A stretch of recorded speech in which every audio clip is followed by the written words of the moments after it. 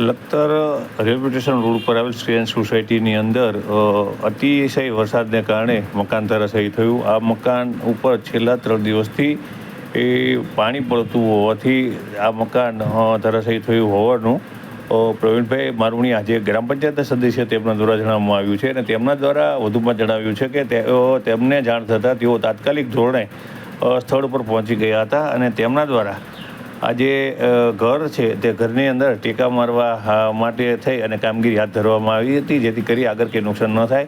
અને પ્રવીણભાઈ મારુણિયા દ્વારા લખતર ગ્રામ પંચાયત સભ્ય સચિવશ્રીને તાત્કાલિક ફોન કરી અને જાણ કરવામાં આવી છે કે તેમના આ જે વિસ્તારમાં એક જે મકાન છે તે કુંવરબેન નું મકાન છે, તેમનું આ મકાન ધરાશાયી થયું છે અને તેઓને હાલ તકલીફ પડી રહી છે તેમ જણાવી અને તેમના દ્વારા ટેલિફોનિક વાતચીત કરી અને લખતર ગ્રામ પંચાયતને જાણ કરવામાં આવી હોવાનું જણાવવામાં આવ્યું હતું. મારુણિયા ગ્રામ પંચાયત સદસ્ય છું.